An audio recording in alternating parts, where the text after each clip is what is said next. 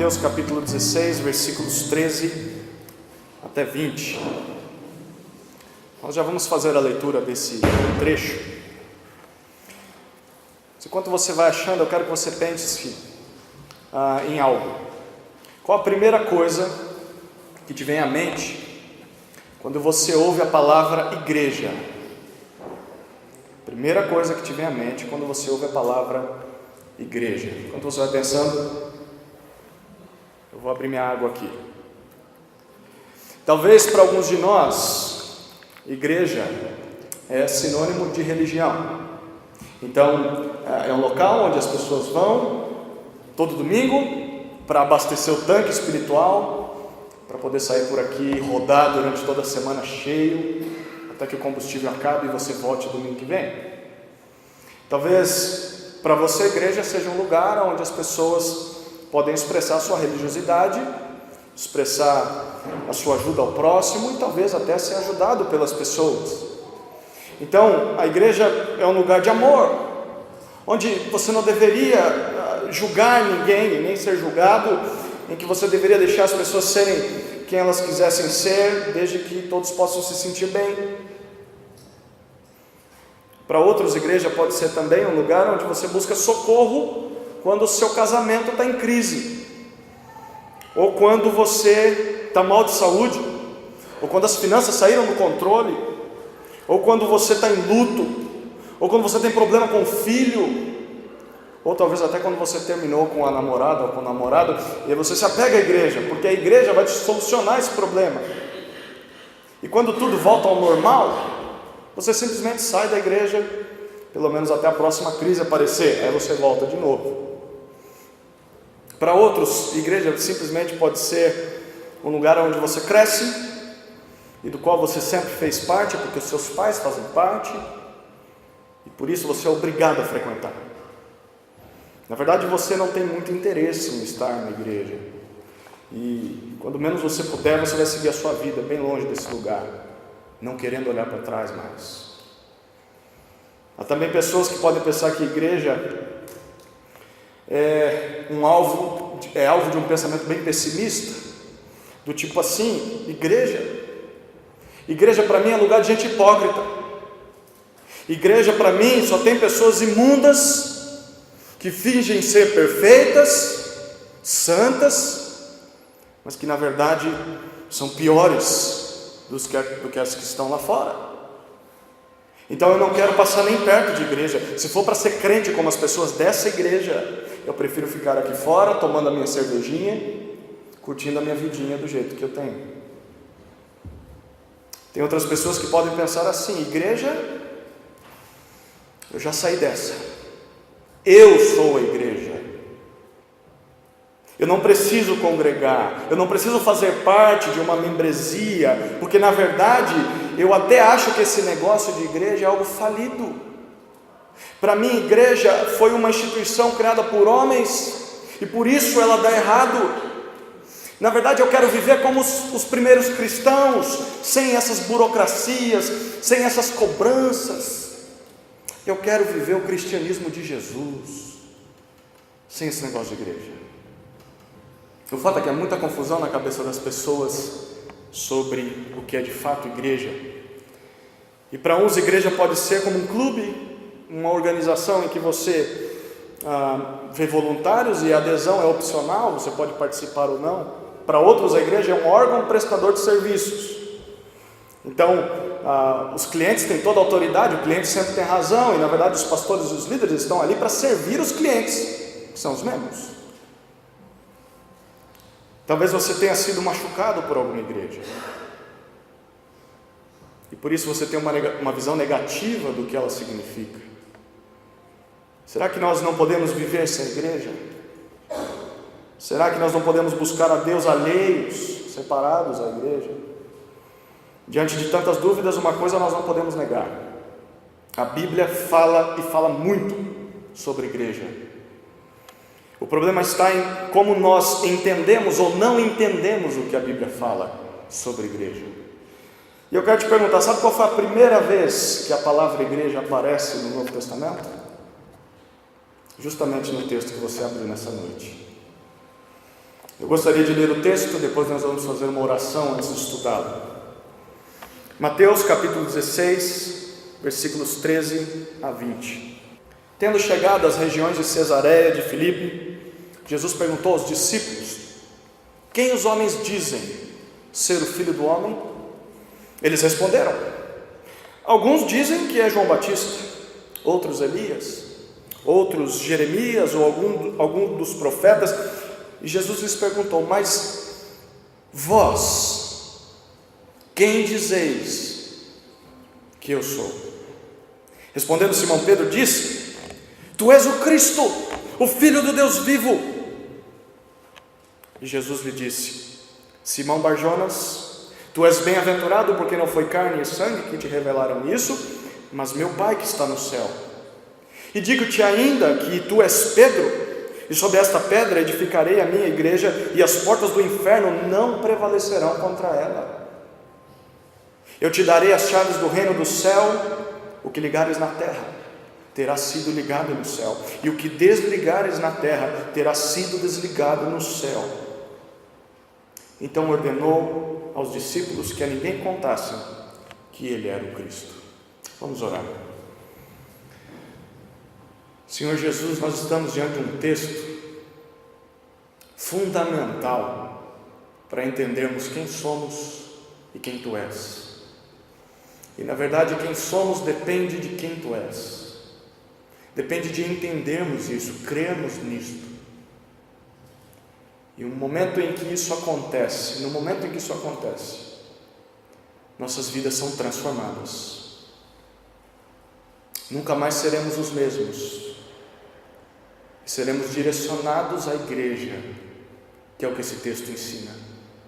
Por isso eu oro para que Teu Espírito nessa noite quebrante todos os nossos corações, restaure nossa visão perdida sobre o que é a igreja, ensine aquilo que não sabemos, confronte aquilo que temos ignorado e faça com que todos nós sejamos de fato aquilo que esse texto nos desafia a ser. Em nome de Jesus eu oro. Amém. Antes de estudarmos essa passagem, eu gostaria de contar uma história. Era uma vez um reino chamado Israel, e como todos os outros reinos, Israel tinha um rei, Israel tinha uma terra, Israel tinha um conjunto de leis, mas era diferente dos outros reinos em um aspecto. Os cidadãos de Israel tinham uma tarefa muito importante a cumprir. Israel era um representante de Deus na terra.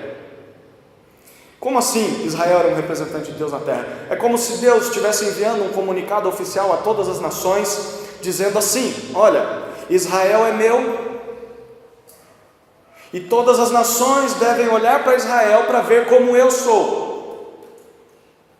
Então, será que Deus é bondoso ou Deus é maldoso? Deus é justo ou é injusto?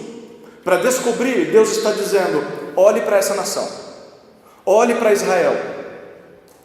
E Deus deu a Israel um conjunto de leis bem claras para que esse povo pudesse saber qual a maneira exata de representar a Deus na terra, o que eles deveriam fazer ou deixar de fazer para representarem a Deus. Mas infelizmente Israel falhou completamente nessa missão, e ao invés de imitar a Deus, esse povo parecia mais como adolescentes inseguros.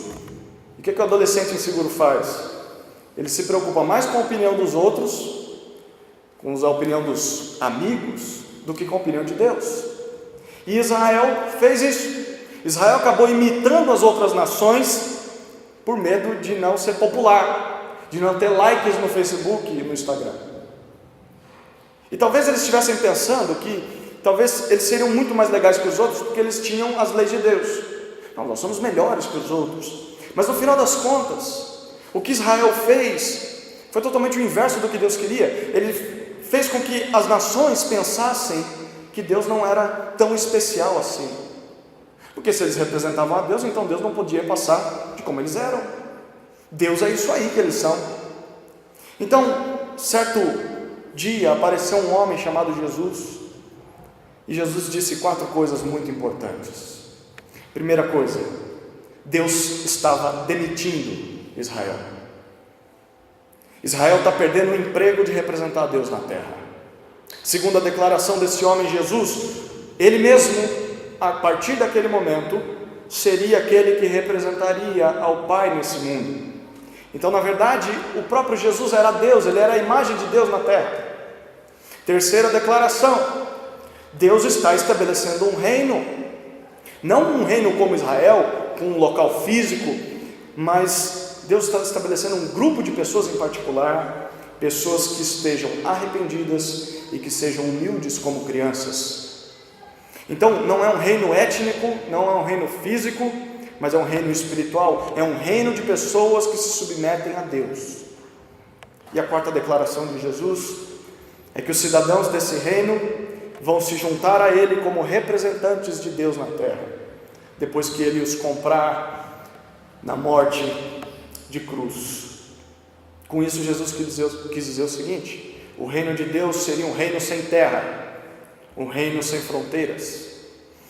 Mas Jesus também afirmou que isso ia trazer um grande problema. Qualquer um poderia se declarar cidadão desse reino, porque ele não tem fronteiras. Na verdade, Jesus previu que haveriam impostores, que pessoas viriam e diriam ser cidadãs do reino, quando na verdade não estavam arrependidas e não estavam humildes, não eram humildes como crianças. Mas esses impostores, eles iriam causar um grande desserviço no reino. E eles iam manchar o nome do rei, iam manchar o nome de Jesus, porque eles não iam viver como representantes do rei. Eles seriam como Israel. Então a questão é: como é que vamos lidar com esses impostores? Como um reino sem território, um reino sem fronteiras, vai mostrar o sinal de Jesus, a marca de Jesus para todos os que estão vendo os seus cidadãos? Quem é que vai fazer patrulha na fronteira, em um país ou numa nação onde não há fronteiras?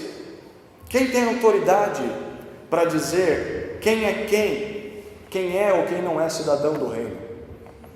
Em Mateus 16 é sobre isso que Jesus está falando. O capítulo 16 começa com Jesus advertindo os seus 12 primeiros discípulos a não confiarem mais nos ensinamentos dos líderes de Israel, porque o mandato daqueles homens já tinha expirado. Eles estavam prestes a pegar sua caixinha, colocar suas coisas do escritório e sair do prédio. Eles já não tinham mais direito de representar a Deus na terra. O emprego deles já tinha sido perdido, Deus não iria usá-los mais. Por isso a palavra na boca deles já não servia. Então, é a partir daí que o texto que nós lemos acontece. E o texto que nós lemos pode ser estudado em 3 partes, e eu gostaria de estudá-lo com 3 palavrinhas principais. A primeira palavra é Jesus. Quem Jesus é? Versículos 13 a 17. A segunda, igreja. O que é a igreja? Versículo 18. E a terceira palavra é reino. O que o reino tem a ver com tudo isso? Versículos 19 e 20. Vamos olhar a primeira palavrinha, Jesus. Versículos 13 a 17, acompanhe comigo de novo a leitura. Tendo chegado às regiões de Cesareia de Filipe, Jesus perguntou aos discípulos: quem os homens dizem ser o Filho do Homem? Eles responderam: alguns dizem que é João Batista, outros Elias, outros Jeremias, ou algum dos profetas. E Jesus lhes perguntou: mas vós, quem dizeis que eu sou? Respondendo, Simão Pedro disse: tu és o Cristo, o Filho do Deus vivo. E Jesus lhe disse: Simão Barjonas, tu és bem-aventurado, pois não foi carne e sangue que te revelaram isso, mas meu Pai que está no céu.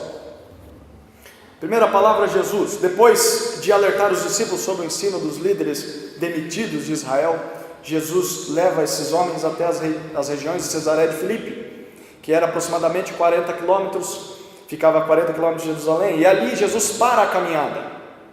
Jesus se vira para os discípulos e ele pergunta: quem os homens dizem ser o Filho do Homem? Em outras palavras, quem as pessoas dizem que eu sou? E essas caminhadas de Jesus poderiam ser expressas numa seguinte imagem. Imagine Jesus andando à frente, atrás dele, uns 10 metros de distância, nós tínhamos os 12 discípulos, e depois uns 500 metros de distância dos discípulos, nós tínhamos uma grande multidão que seguia Jesus.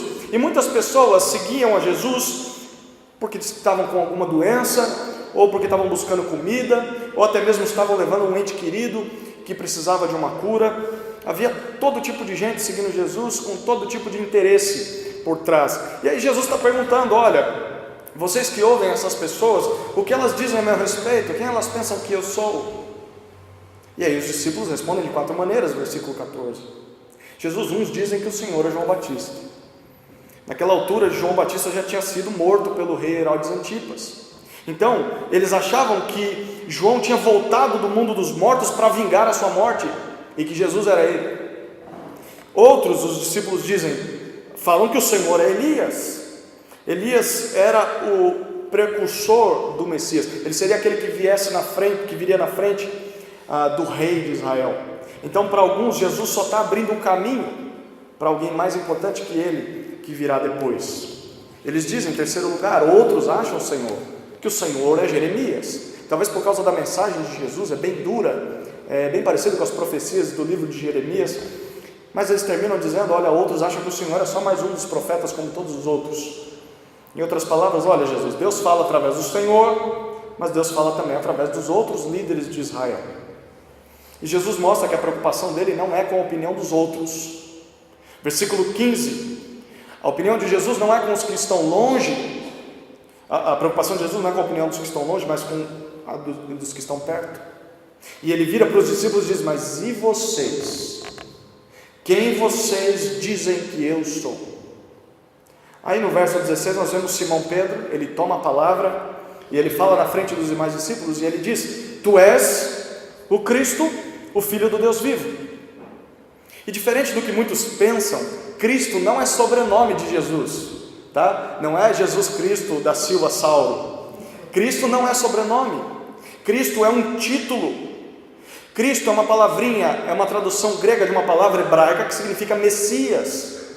Messias era um título dado no Antigo Testamento para uma pessoa que viria no futuro e que seria representante de Deus na terra. Seria o que Israel não conseguiu ser. E Pedro reconhece que Jesus é o Cristo. Jesus é quem representa a Deus. Na verdade, Jesus, ele diz, é o Filho do Deus vivo. Jesus é o próprio Deus vivo na terra. Então, Jesus responde a Pedro no verso 17 e diz: tu és bem-aventurado porque você sabe disso. Perceba como Jesus chama Pedro: Simão Barjonas. Simão era o primeiro nome de Pedro. Barjonas é o mesmo que ser chamado de filho de Jonas. O pai de Pedro chamava Jonas. Em outras palavras, Jesus está dizendo assim: filho de Jonas, você é feliz de verdade por saber que eu sou filho de Deus. E por que Pedro era bem-aventurado? Porque Pedro era feliz, abençoado por Deus? Jesus diz no verso 17, por 2 motivos: um motivo positivo e um motivo negativo. Motivo negativo: você é feliz porque não foi carne e sangue que te revelou isso.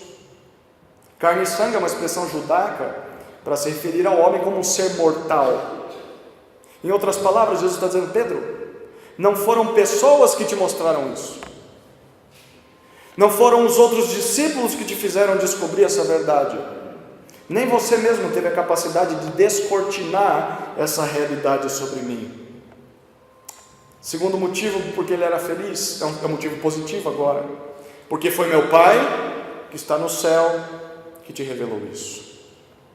Ao invés de Pedro ter descoberto aquela verdade por si só, foi porque Deus abriu seus olhos para que ele compreendesse que Jesus era o Filho de Deus. Se você reparar bem, as 4 sugestões dadas pelas pessoas sobre quem Jesus era tinham pelo menos 2 coisas em comum.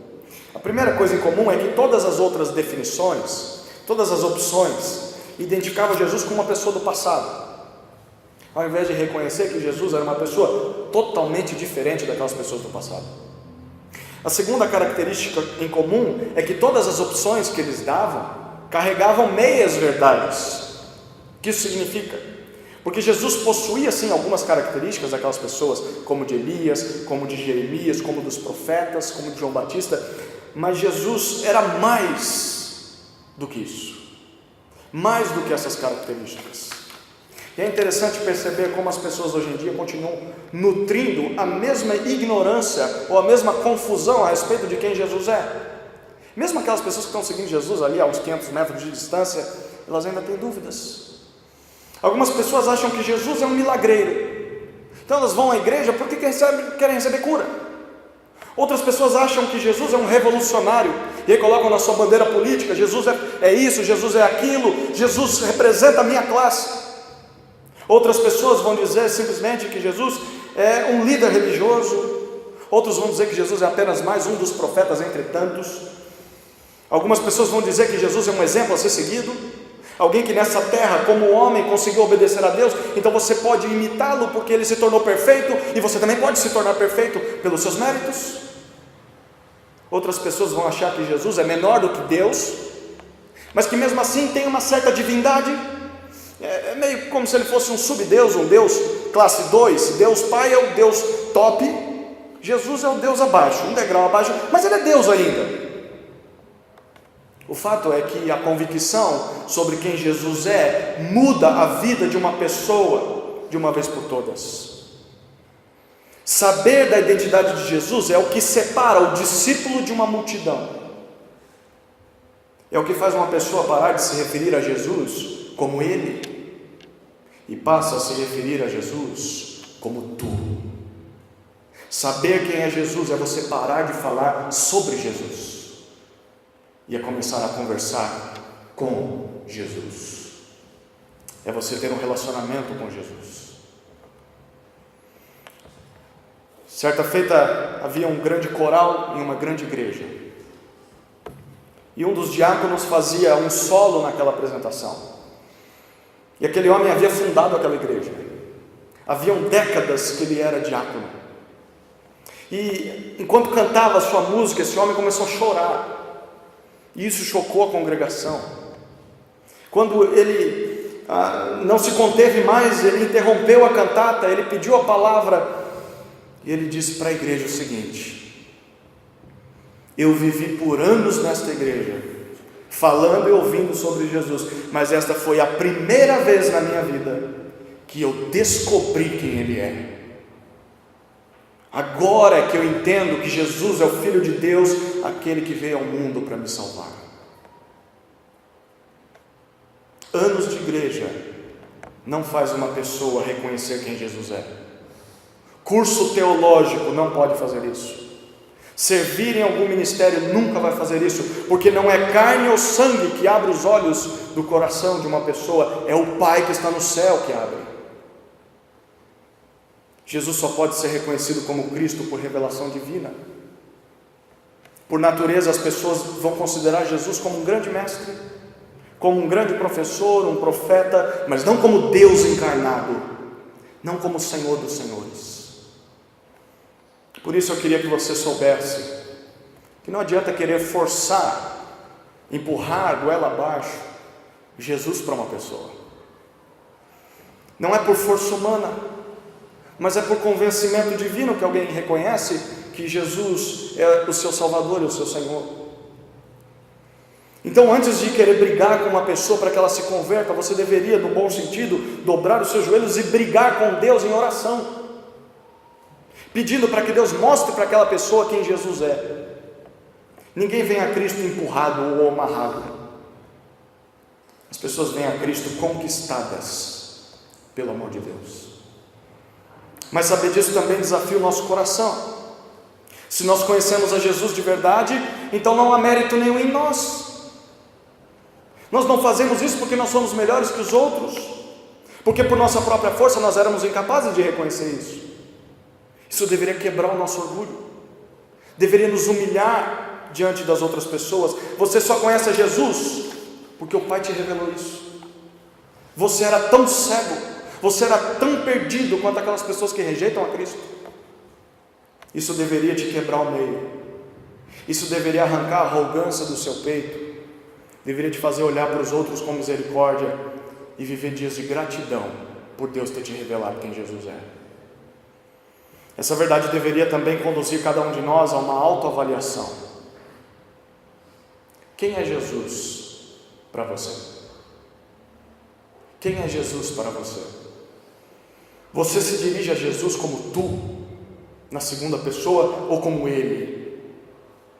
Você fala de Jesus ou você fala para Jesus?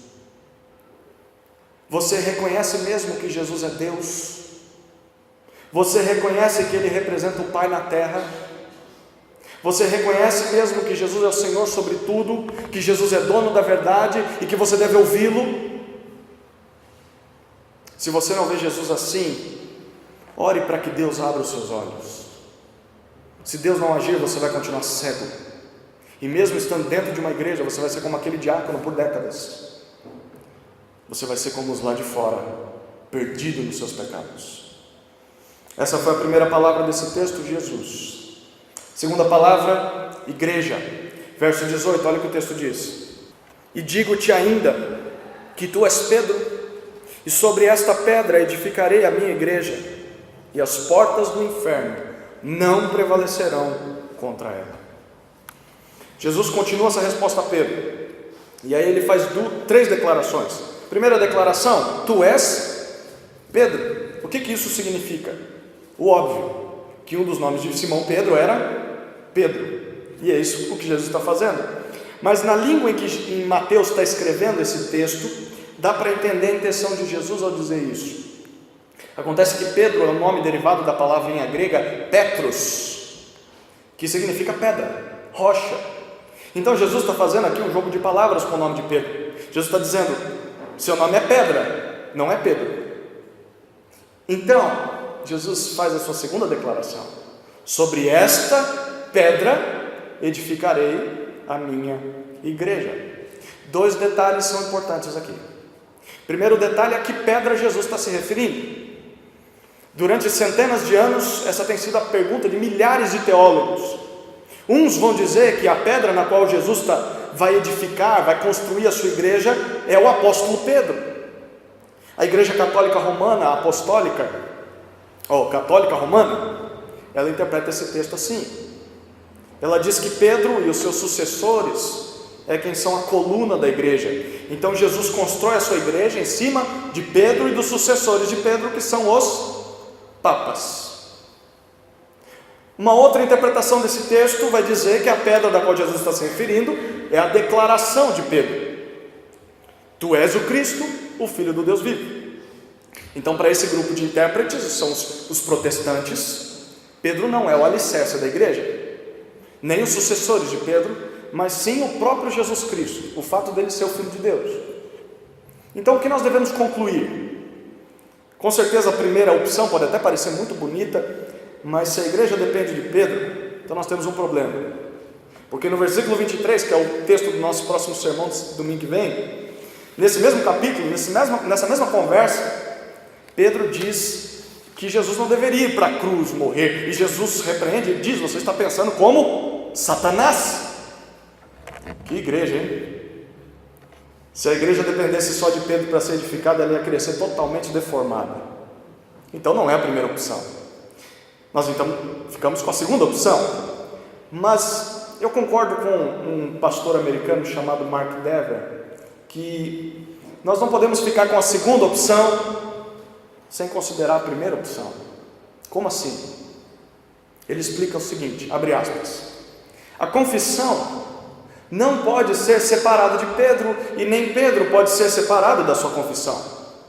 Jesus construirá a sua igreja não sobre palavras, nem sobre pessoas, mas sobre pessoas que creem nas palavras do Evangelho. Jesus construirá a igreja sobre aqueles que confessam o seu nome. Fecha aspas. Você entendeu o que ele está querendo dizer? A igreja vai ser edificada não só sobre Pedro e nem só sobre a declaração de Pedro, mas sobre as duas coisas. Sim, o fato de Jesus ser o Cristo é o alicerce da igreja, mas Jesus quer usar pessoas para que a igreja cresça, e essas pessoas serão homens e mulheres que vão crer nessa declaração. Então a igreja vai ser edificada sobre a declaração de Pedro, Jesus é o Cristo, mas também sobre quem faz a declaração. Aqui no caso é Pedro, mas depois são os discípulos, os apóstolos e todos os futuros crentes. Jesus vai edificar a sua igreja sobre crentes que creem que Ele é o Cristo. O segundo detalhe desse versículo é o que Jesus quer dizer com minha igreja.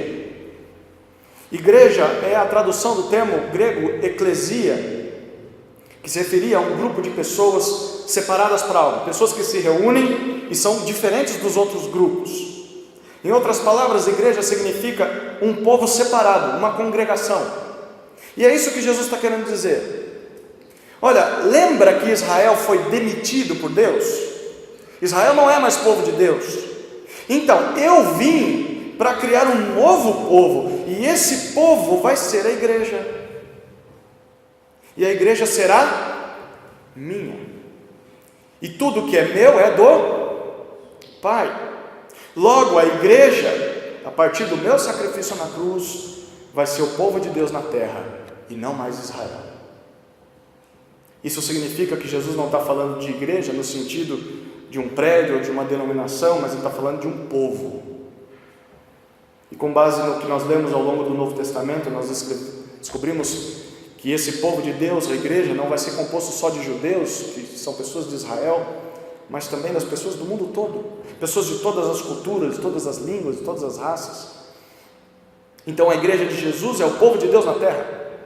Logo, Israel não é mais a nação de Deus. Quando você vê fotos de Israel, tira aquela imagem de que, olha que lindo, é o povo de Deus.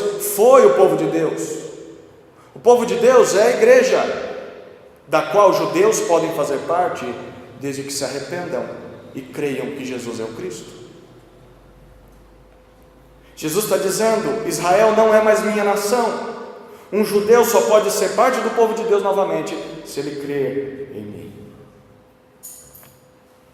E o verso 18 termina com a terceira declaração de Jesus. Uma vez que a sua igreja vai ser edificada por ele, a terceira declaração é: as portas do inferno não prevalecerão contra a igreja. A palavra inferno que você lê na tradução da Almeida 21 é a tradução da palavra hebraica Hades, que era uma palavra que se referia ao mundo dos mortos para um judeu. Em outras palavras, Jesus está dizendo assim: olha, por eu ser o construtor da igreja, ela não vai poder ser derrotada pelo poder das trevas. A morte não vai ter poder nenhum para vencer o meu povo.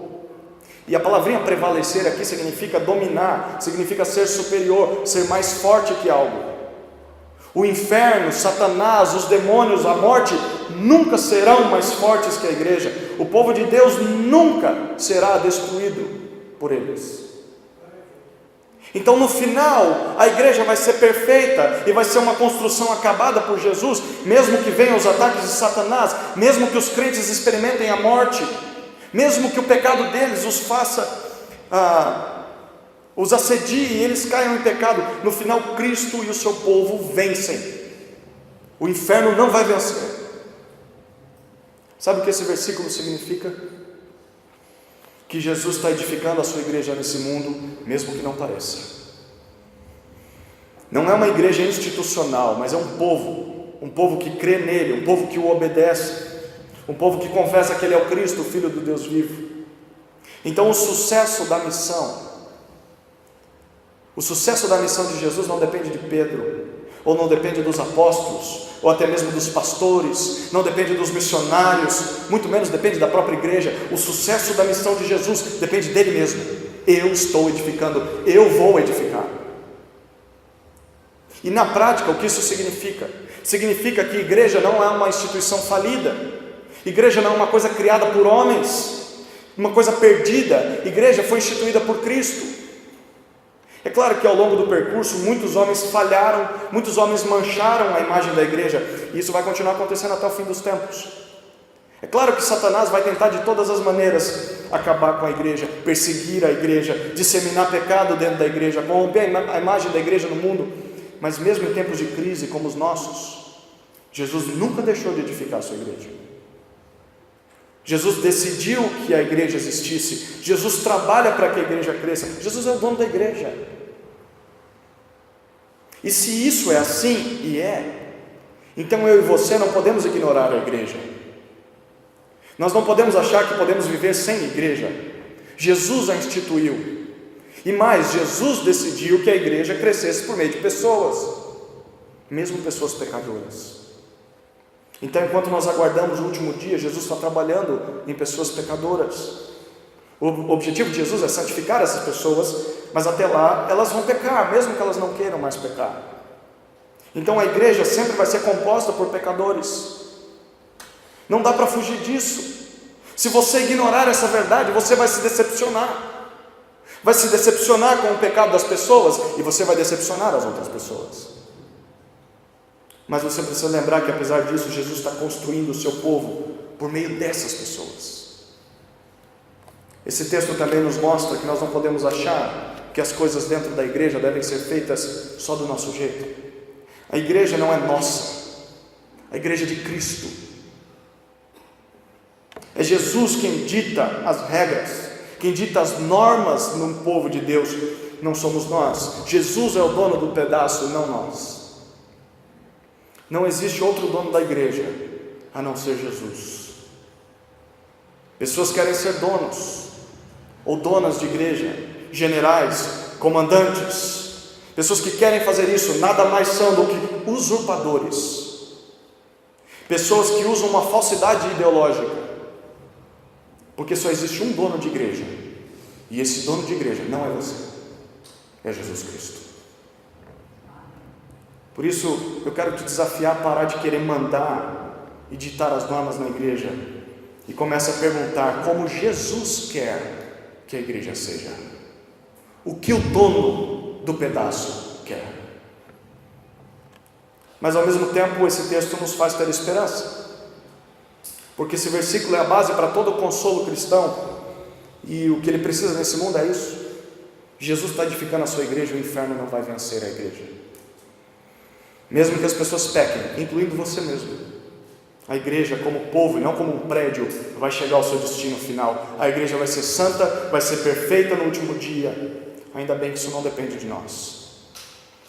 Mesmo que o diabo pareça estar vencendo nesse mundo, e parece que está, Jesus está edificando a sua igreja, e nós podemos crer nisso. É por isso que nós devemos continuar pregando o Evangelho. É por isso que nós não devemos desanimar quando os outros pecam. É por isso que nós devemos nos arrepender quando nós pecamos, levantar, seguir em frente, lutar contra o pecado de novo, porque no final Jesus está trabalhando na igreja, mesmo que não pareça. Terceira palavra, reino, versículos 19 e 20, acompanhe comigo a leitura. Eu te darei as chaves do reino do céu. O que ligares na terra terá sido ligado no céu, e o que desligares na terra terá sido desligado no céu. Então ordenou aos discípulos que a ninguém contassem que ele era o Cristo. Depois de prometer a Pedro e aos demais discípulos que vai construir a sua igreja através dessas pessoas que creem nele, Jesus agora dá uma tremenda autoridade para esse grupo.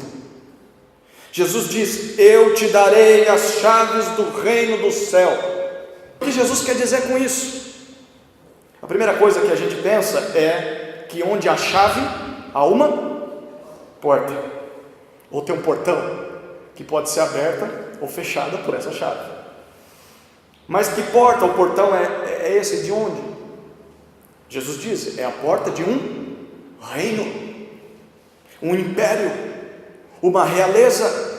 E todo reino precisa necessariamente ter pelo menos duas coisas.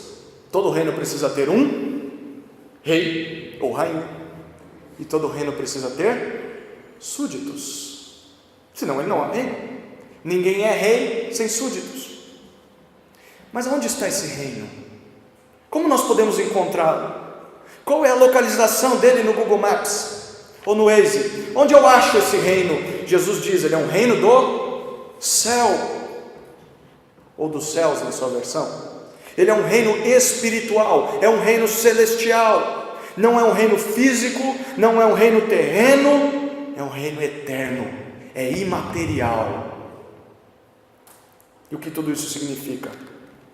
Significa que Deus tem um reino espiritual no céu, e na verdade o próprio Jesus tem autoridade sobre esse reino. E por que Jesus tem autoridade? Porque Ele dá as chaves para quem Ele quer. Em outras palavras, Deus tem um reino no qual Jesus é o rei. E quem são os súditos? São pessoas da terra. E como nós sabemos disso? Versículo 19, o que Jesus diz, Pedro representado representando os demais apóstolos e também todos os crentes da história, Pedro representando a igreja.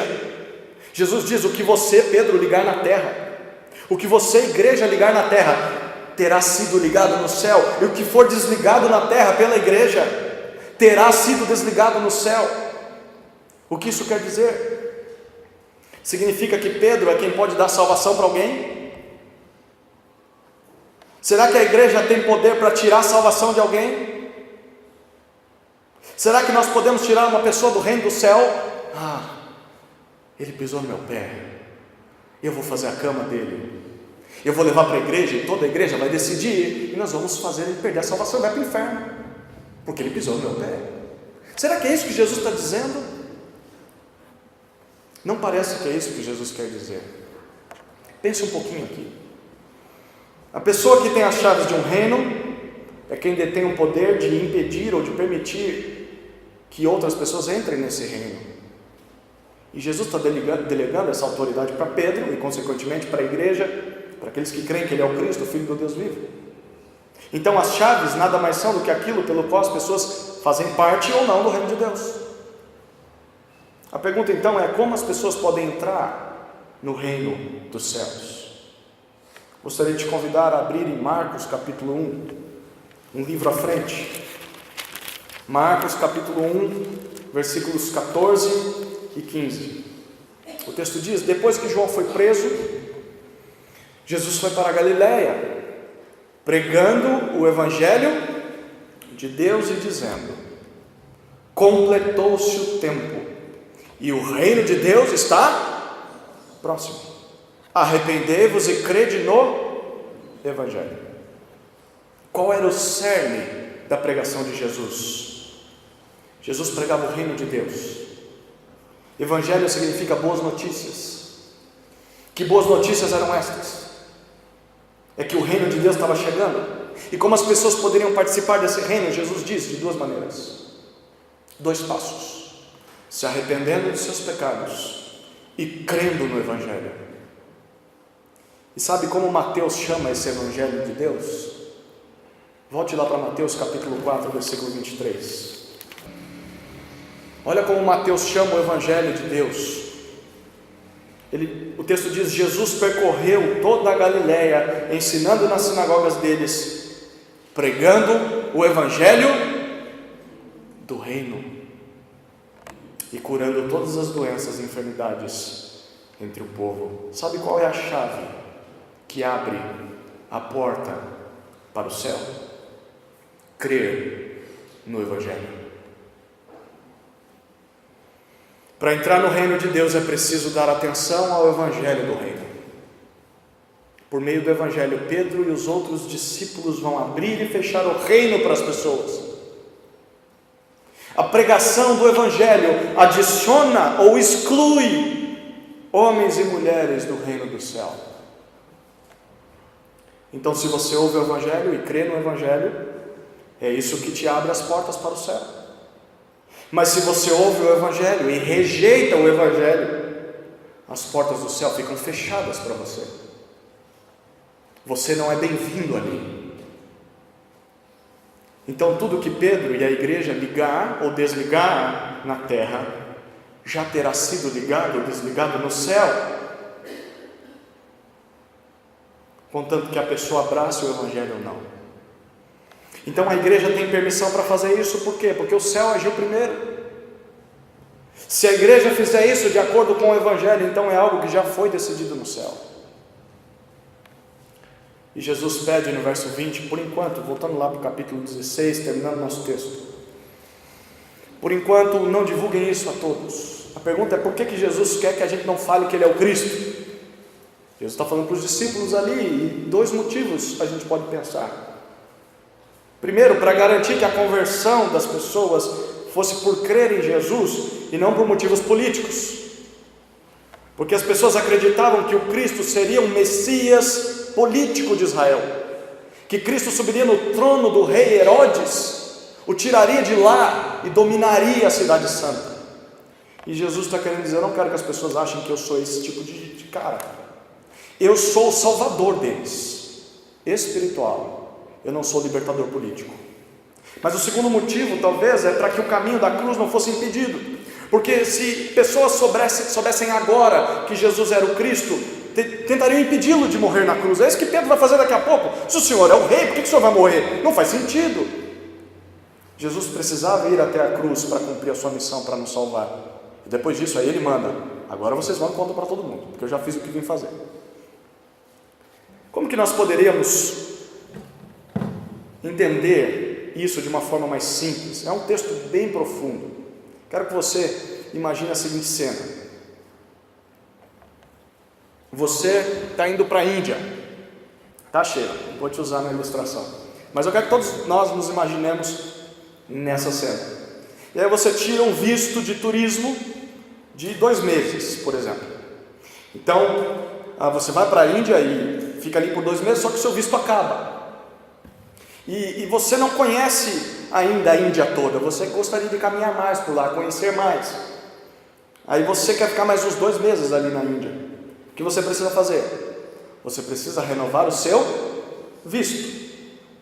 Aí você faz o seguinte: você pega uma folha de sulfite, pega uma caneta e escreve lá: eu, fulano de tal, venho por meio deste documento dizer que eu sou um cidadão brasileiro e que eu me autorizo a ficar na Índia por mais 2 meses. Aí quando a polícia te parar, você apresenta essa folhinha. Isso vai resolver? Você não pode fazer isso. O que você tem de fazer? Você tem de procurar uma embaixada do seu país lá na Índia. E o que é uma embaixada? Uma embaixada é um terreno com um prédio do seu país em outro país. Então a embaixada é um pedacinho do Brasil bem no meio da Índia. Se você está dentro da embaixada do Brasil na Índia, você está em solo brasileiro, mesmo estando em outro país. Então ali as leis da Índia não servem. Ali são as leis do Brasil que servem, mesmo estando em terras estrangeiras. Então você vai até o embaixador e pede para ele o seguinte: por favor, eu sou brasileiro, eu preciso renovar o meu visto, mas para isso eu preciso que a Índia saiba que eu sou brasileiro. Só que eu não posso fazer isso sozinho. Você poderia, por favor, me dar um documento que autentique isso, que diga que eu sou cidadão brasileiro? Aí com esse documento em mãos, o governo indiano pode confiar em você e ver se vai te dar a permanência de mais 2 meses ali. E por quê? Porque você fala português. Ah, então deve ser brasileiro mesmo, né? Fala português. Porque você tem cara de brasileiro. Brasileiro é tudo diferente? Não. Por que o governo indiano deixaria você ficar? Porque o Brasil está dizendo que você é brasileiro.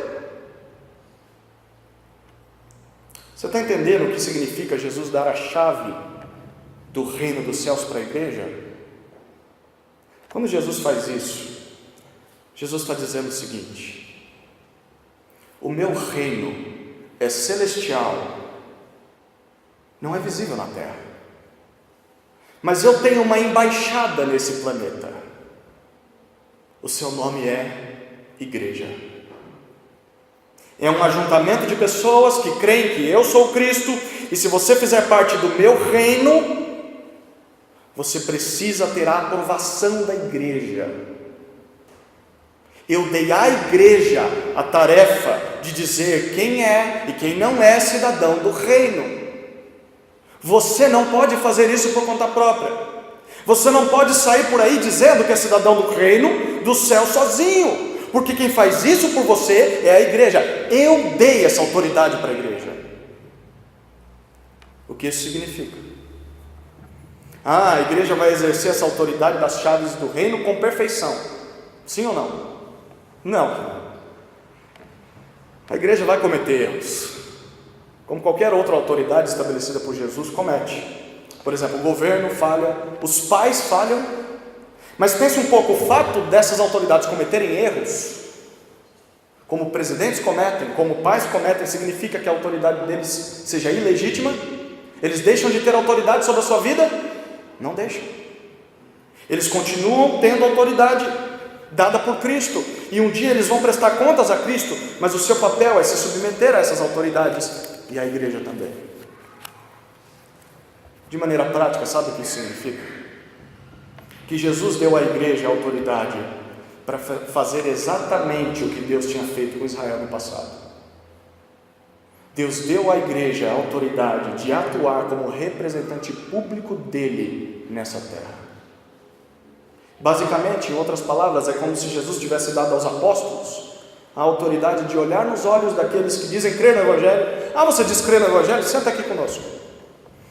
Muito bom, deixa eu avaliar a confissão que você faz, no que você acredita. Bom, ok, você diz que Jesus é o Cristo, é o Filho de Deus. Agora deixa eu ver a sua vida. Deixa eu ver se a sua vida está de acordo com o Evangelho. Aí eu pronuncio um julgamento. E aí eu vou dizer se de fato a sua confissão é legítima, se de fato você acredita no Evangelho. E aí eu faço esse julgamento em nome do céu. Deus deu essa autoridade para a igreja. Então a confissão dessa pessoa é correta? Será que ela crê de fato no que deveria crer? Ela sabe o que é o Evangelho? Ela está sendo sincera? A sua vida é marcada por alguém que se arrependeu? Se sim, então nós validamos a profissão de fé dessa pessoa. E nós damos a essa pessoa um visto do céu. E nós dizemos ao mundo que ela é cidadão do reino. O visto no céu é você faz parte desse grupo. Mas a gente avaliou essa vida. Olha, essa pessoa não entendeu o Evangelho. Mesmo que entendeu, ela não crê no Evangelho, ela não vive segundo o Evangelho. Então nós invalidamos a sua profissão de fé. Nós dizemos, meu querido, você precisa reavaliar a sua crença, porque o que você acredita não é no Evangelho. Então nós não podemos te dar o visto, porque nós não podemos dizer ao mundo que você age como um cidadão do reino do céu, se nem através daquilo que você entra no céu você crê que é o Evangelho. Sabe o que isso significa? Que é por isso que você precisa ser membro de uma igreja local. Igreja local não é neste local, mas é um lugar onde as pessoas se reúnem como igreja, que creem que Jesus é o Cristo, Filho de Deus. Por que você precisa ser membro de uma igreja local? Participar de um grupo que confessa Jesus? Porque segundo Jesus é a igreja local quem tem o direito de dizer se você é cristão ou não. Você não pode sair por aí dizendo que é crente em Jesus. Não, eu sou crente no Evangelho. Você não pode fazer isso sozinho. Quem valida isso são outros crentes. Quem valida isso é a embaixada de Deus na terra, é a igreja. Então a autoridade da igreja é poder avaliar se as palavras e as ações de um indivíduo estão ou não de acordo com o Evangelho. Jesus deu este poder para a igreja. Então, não tem outra maneira de você se considerar um cidadão dos céus se você não tem a ligação que a igreja faz por você. Se você é crente, então você precisa fazer parte de uma igreja local. Não existe cidadão do reino vivendo sozinho e isolado. Se você vive sozinho e isolado, você pode até dizer que é crente, mas eu quero que você saia por essa porta lembrando, você está sozinho nisso. É só você que está dizendo que é crente. Jesus não te deu essa autoridade. Mas se você faz parte de uma igreja local, é a igreja quem está afirmando que você é crente no Evangelho. A igreja supervisiona se você vive de acordo com aquilo que você crê. Isso também traz um grande peso sobre a disciplina na igreja.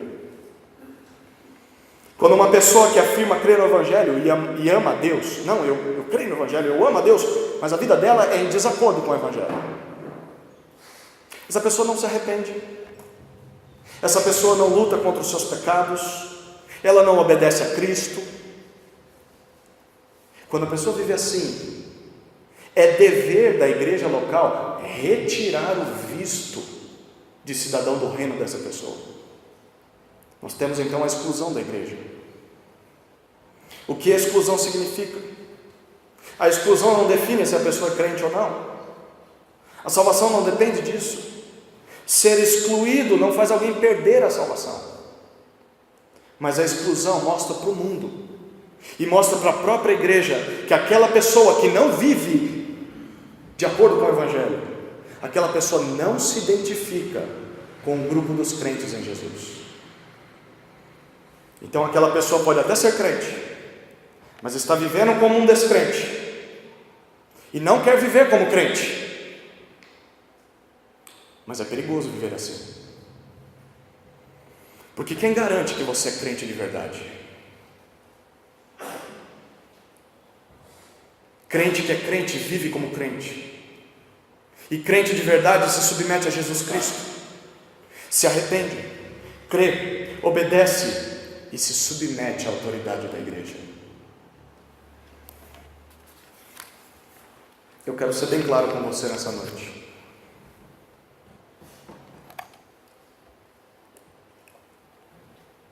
Se você se sente confortável sem ser identificado como crente por um grupo de crentes, uma igreja local, abra muito bem os seus olhos. Nós não podemos dizer que você não é crente, mas também não podemos dizer que você é. É a igreja quem tem autoridade para dizer isso e não você. Por isso, se alguma vez você foi excluído de alguma igreja,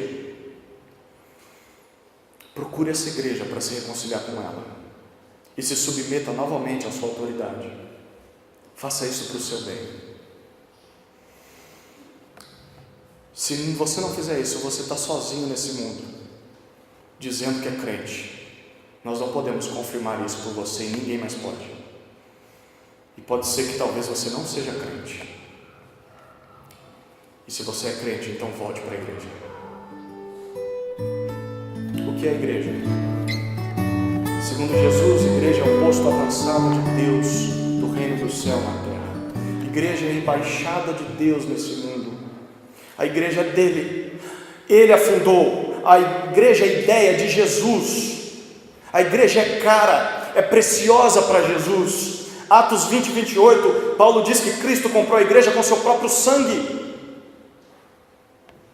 Apocalipse 5:9 diz que Jesus, o Cordeiro, é digno, porque ele foi morto e com o seu sangue comprou para Deus homens de toda tribo, língua, povo e nação. Jesus morreu pela igreja. Por isso nós precisamos valorizar a igreja como Cristo a valoriza. A igreja é a noiva de Cristo. Se você que está casado, depois desse culto no pátio, sair e ouvir um murmúrio, uma conversa, uma rodinha, falando mal da sua esposa, injustamente ou até justamente, o que você faria? Quando você fala mal da igreja, você está falando mal da noiva de Cristo. Nós não podemos falar mal da noiva do rei. Nós não podemos destratar a noiva do rei, rejeitar a noiva do rei, porque rejeitar a igreja, rejeitar a vida como igreja, é rejeitar o noivo, é rejeitar a Cristo. Mas ao mesmo tempo nós precisamos ter esperança, porque Jesus está edificando a sua igreja. Isso significa que Ele está purificando a igreja para o dia do casamento. Apocalipse 19:9 diz que um dia a noiva, um dia a igreja estará preparado para o casamento com o seu noivo, Jesus, e ela vai vestir roupas brancas, roupas de santidade, roupas de justiça. Então um dia a igreja vai ser como noivo, mesmo que hoje ela seja suja, manchada, imperfeita. Nós não precisamos desistir da igreja, porque Jesus não desiste da igreja. Jesus não desiste de você que crê no Evangelho. Um dia você será como ele.